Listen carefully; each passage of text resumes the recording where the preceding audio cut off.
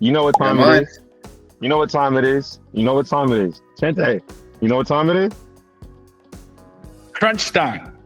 Exactly. So with that being said, we all have just enough time to get through a recording, eat some P-nuff, and then get back to our days because it is crunch time. And unfortunately, we don't get to talk about what we want to talk about because the social media comments are jamming. Dr. Juan, I don't know what you've been doing lately, but it's working. So let's keep to it. Chente, what are you seeing on the lines? Sure, thank you. So, Dr. Juan Q, we've been getting these questions through our DMs. People are asking, are supplements a necessity or a scam? What are your thoughts on that? Oh, oh my God. You want me to give What do my you think, Q? What do you think, All right, man? so I've been taking supplements for like, I don't know, let's say it's almost 2 years, right? And I know my body now with 2 years on supplements and 2 years off. I'm not going to say they're a scam. Now, however, I do think you need to actually get blood work. I think you actually need to know what you're deficient in. I think you need to know that like it's not I take the supplement and my life's going to change. You have to pair it with exercise. You have to pair it with the diet. And ultimately, too, you have to pair it with enough sleep, right? If you take the supplements and just, think it's crunch time 24/7 and never rest, never nap, never give your body time to recover, it's not going to work out. But I'm going to say it works for me. Like I'll say, knock on wood, bro, I haven't really had any major issues once I started taking supplements, especially from like a general wellness perspective.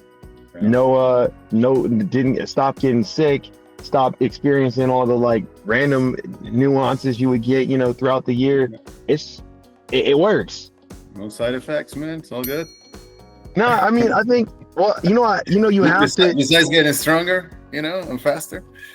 No, you have to actually, you have to exercise, you have to rest, you have to hydrate. I think if you're going to take supplements, you got to know you're putting extra stuff in your body, and that extra stuff, it doesn't work out well if you don't actually go and, do like drink the water and do the things that you need. Yeah, I think I mostly agree with you, but I will also say that there's a lot of scam out there. I mean, I don't know, man. I don't know if I'll put a percentage of it, but maybe I'll do. I would say maybe 70% scam, 30% real. Okay, that so would be my number. That would be my number. The amino acid stuff, real scam? Nah. So here's my list of non-scams, right? Okay. This is my list of real. Creatine, aminos, depends on how you use it though. Okay, there's a way of using them in order to be effective. Beta alanine, caffeine, nitrous oxide. That's a new one. Why do you take nitrous? Nitrous oxide. You never had nitrous, bro? NO? You never heard of NO?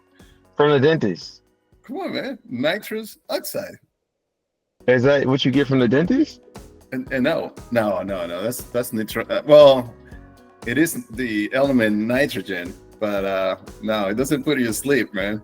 Okay, we'll come back. We'll come back to this. Because you keep going, man. I don't know what you're. Now, the obvious one, protein, right? So, especially like high quality protein, like what you see on P-nuff. And I might be missing one or two, man. But the list is not that long. It's not that long. Oh, sodium bicarbonate. That's another one. Isn't that just salt? That's just salt, though, right? It's not. It's actually a buffer. Oh, okay. Got yeah. it. But other than that, man, I think there's a lot of stuff out there that I cannot say is a complete scam, but at least it hasn't been proven scientifically that it is for real. All right. Well, then hold on. The one that is mostly up for debate, vitamin C, is not on your list. Where does that fall? Vitamin C. Yeah. I'm talking about, vitamin C is good for your overall health. We're talking about performance, right? Supplements. Oh, okay. So, Well, like, I mean, Actually, You know what I'm I saying? still see that as a supplement, though, right? Like, I Yeah. mean, yeah, Man, because I mean, I I'm wouldn't getting put vitamins as part of it. okay. So vitamins you exclude; those are all Nah. good for. So I'm not talking about vitamins or like minerals, right? Okay, I'm talking about supplements that are supposed to help you perform better. You know. all right. Say less. Now I don't actually take any supplements. Then I take caffeine, but after that, I'm just all strictly vitamins, amino acids, and that's about it. Okay. Yeah. So that's yeah, man. I mean, the thing is, dude, like again, man, if it's not proven scientifically, I ain't buying it, man. You know, and if they show me one paper, scientific paper, that was written by Dr. Z, over in like some like remote country, like, Yeah. come on, man. You know what I mean? Like that's not real, dude. That's just marketing. That's called marketing, dude. Marketing 101. Hey man, hey. But the funny thing is, I've like started to pay more attention to these papers and medical journals, and you're right. I mean, like there are some interesting things that come out of them, especially on the runner side, because it seems like every, I don't know, every thesis, every kid in medical school or just young professional in medical school, they just want to like do a study on running. So there's like a surplus of running journals that just come out. They're like runners that stretch before a run, experience this. Runners that take caffeine. Runners that do this. Like literally, you could think of, if you can dream it, you could think it. It's probably been done. And there's several papers on it, and it's fun reading because you're like, okay, you think you know the results, but then 9 times out of 10, it's not anything like what you would expect. Yeah, I mean, so the thing is, too, a lot of when you're reading all the scientific papers, man. You have to be from a really good journal because there's a lot of bullshit journals out there. So it's got to be one credited journal. It's got to be peer reviewed. If it's not peer reviewed, man, just dump it in the garbage. You see what I'm saying? Yeah. And and it's got to be done. Like it's got to the methodology has to be good. So it's not like you test it with one person or 10 people. It's got to be statistically significant information. You know what I'm saying? Because you might have they might do something on you, and you might see something, and then they just check it as like, oh, this is gonna happen to anyone who does this. And in reality, it could be like a placebo effect in a way.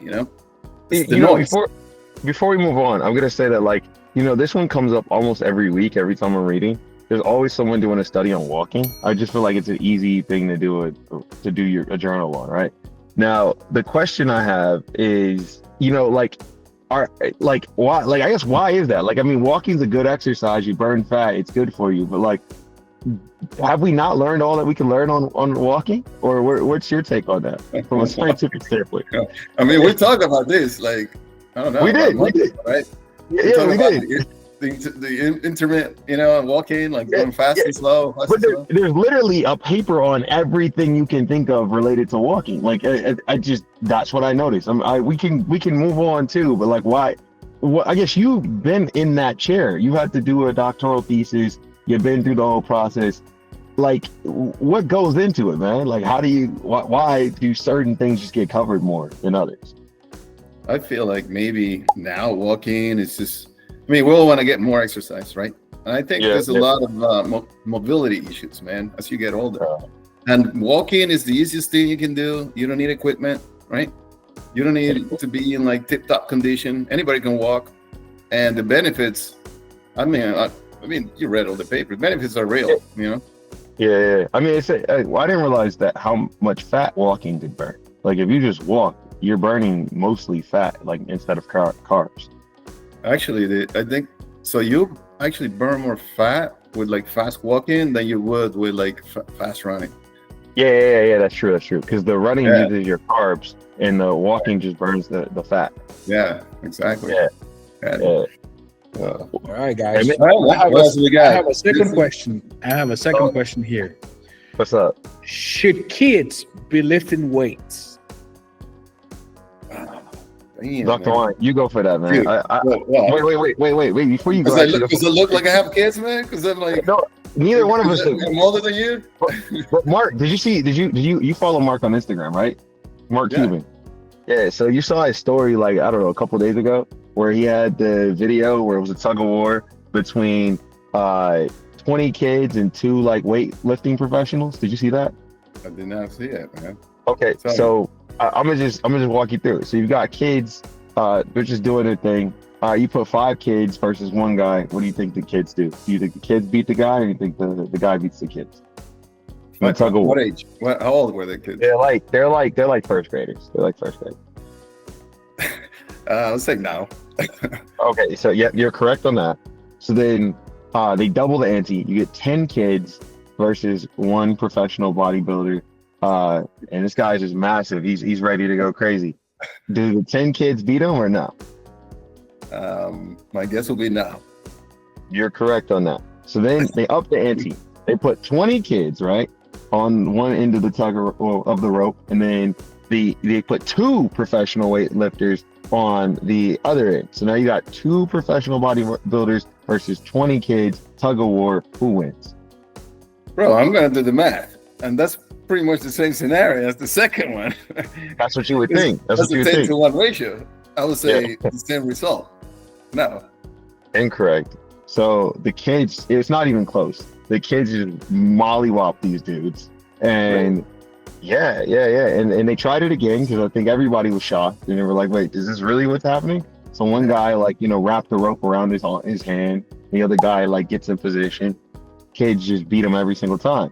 And so I was in the comments, and I'm not into the whole science behind this. And I know this is loosely related to the question, but what I thought was fascinating is, when I go to the gym, I lift, let's say I can do 150, just because you can do 150 doesn't mean if I double that weight and take it to 300, that my muscles are going to respond the same.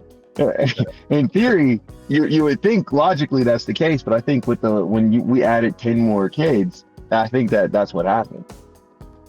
I've seen a lot more kids at the gym now than I used to, even 5 years ago, even 10 years ago. But it's almost like kids now, man. They're seeing all this content, from bodybuilders and big people, and I felt like they're starting to get the itch a little early. It's like, hey, I want to be like that. Well, is that good for your muscle composition? Because when you're a child, you're developing still, so you don't want to. You're more prone for injuries, like very bad injuries, right? That would be my thing. That's what my comment would be. It's like, I will take my kid out and work out, but under my supervision. I don't want to leave the kids doing their own thing and show them a couple of times. I will basically show him, make sure that he's using proper form, lightweight. I wouldn't go with trying to beat a record or something, I see. I mean, knowing that and just knowing what you've done, do you think that there should be a new style of gym created just solely for children, right?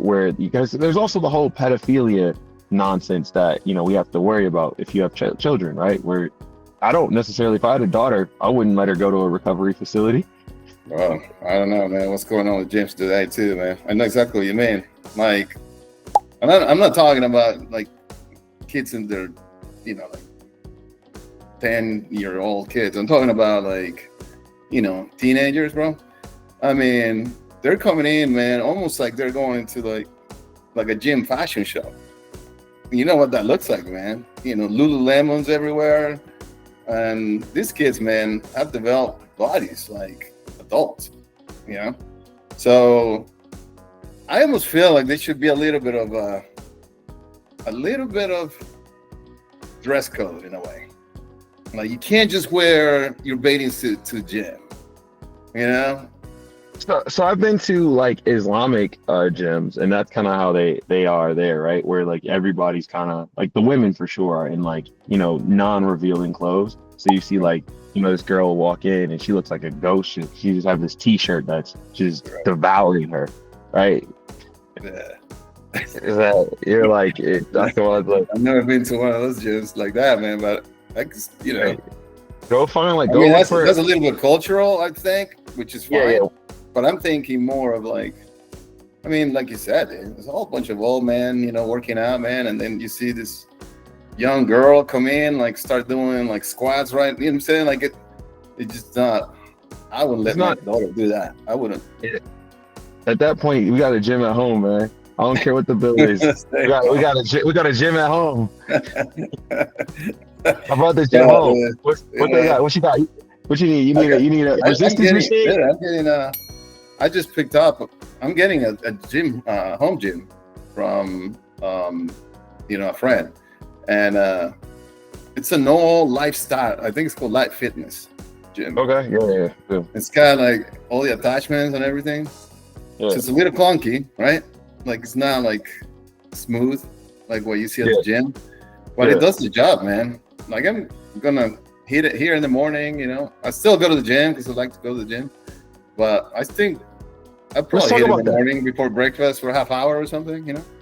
Let's talk about that mentality, man. Right? Like you go to the gym, and I've been in the gym too now, just for marathon training. And I think that there's a mental element to it, right? Where we know that people that work out, they tend to have better mental health overall. But that doesn't, just because it's better doesn't mean that it's necessarily still where it could be or it's in its best state possible. What's your take on mental health and gym? I like that whole saying, man. Remember, healthy body, healthy mind. Yeah. I like it, man. I think it's true. And to be honest, personally, I mean, how we are. You're an entrepreneur, man. I do the same thing. During the day, man, I'm working on P-nuff, and I get stressed out as F. You know what I mean? Bro, like if I don't go to the gym, let me tell you, if I don't go to the gym, I think I'll start going a little crazy, dude. You know what I mean? With all the stress, all the things that you feel like you have to get done and not enough time, no time to get your mind off the problems. I could see how that could lead into more of a mental, psychological problem, but also affect my body as well. I see. I mean, don't you feel the same way? Yeah, I mean, the routine definitely helps, right? Because it's like one time, like also, if you do the same thing, right, you build up it becomes meditative, right? Because it becomes there's just I mean, for me, it's running, right? So it's like I'm running, you got to do an hour plus of running a day. It's not exactly fun, right? But it becomes cathartic in a way, but it also becomes meditative because you have to develop things you tell yourself in your mind. You're like, it doesn't hurt. I got to put the hard work. I'm going to be dedicated. I got to see this through, right? And you commit and you just go through that chant. And as you're going through that chant, I think that also does something subconsciously where a lot of the things that will be at the forefront of your mind, they can't occupy that space anymore. So that contract that you're worried about, I'm not thinking about that when I'm trying to put the next mile up. I'm not thinking about you might think about that meeting, but it doesn't have the same grittiness and scariness that you might. Yeah, that's very interesting. So you think? Let me ask you something, right? Thinking about that, because I was wondering too, right? Do you think that when you're running and you're basically exhorting your body to a level that you normally do, right? So you're sitting or whatever, you're exhorting it. You still have the same problems you had, right? Yes. But now you have something else going on, some sort of a physical stressor, right? Do you think that now your body goes into a mode of oh shit, now, you know what I'm saying? That problem is not as important as what's going on with this body right now. I don't want this body to go into shock. You see what I'm saying? Do you think the body's adjusting? I think your muscles are definitely they definitely have a mind of their own, and you have to train them, right? It's because this too. You're a bodybuilder, dude. There's certain things when you first got into bodybuilding, you looked at it, you're like, I'll never be able to do that, right? But you kind of trained your muscles increment by increment, where you were now able to do things that other people look at you and they be like, golly. And then at the age, right? Things that most 50-year-olds couldn't do, you could probably do with ease just because you've trained your muscles that way. I think when you're training your muscles and you're training your body and you're building kind of that tolerance, you also are somewhat telling yourself, I'll be okay because I do have to survive through this lift, or I do need to get through that next mile, or I do need to stretch more. Because that the funny thing is, when you do something wrong with your body, you quickly learn what works and what doesn't work. And that's what you start to think about, right? You don't think about that phone call or that contract. That stuff kind of hits the background, especially when you're like, hey, my ankle doesn't feel so good, or my leg is like really, really tight. And then what I've always learned too about this stuff is the amount of just knowledge that you have to acquire in order to really become, really, really freaking good at your craft is actually astronomical, right? You'll quickly find like somebody that's like a gym bro, being able to break down kinesiology like the back of his hand, just because he really wanted to build that one particular shape or figure. Yeah, bro. There's something about it, man. The one thing I think we could all agree on, man, is like exercise. It's a must. Whatever type of exercise, man, whether it's gym, running, whatever. I think you gotta do it, man. And I can't stress that enough, man. For all these listeners, right? Yeah, you gotta integrate your exercise, man, into your day, like as part of your daily routine, man. You have to. And as we all know, as part of that, you gotta have your protein too, right? And that's another topic that we can talk about. But you know what I'm saying? It all goes together, man. Exercise, mental health, food, what you put into your body. Because at the end of the day, man, we're here, man, to try to survive, right? And there's enough evidence there, man, to tell you that you gotta exercise, you gotta eat right, and you gotta take those mental breaks, man. Hey, man, we'll close out on that. This was a good episode, and I will catch you probably on a treadmill here soon.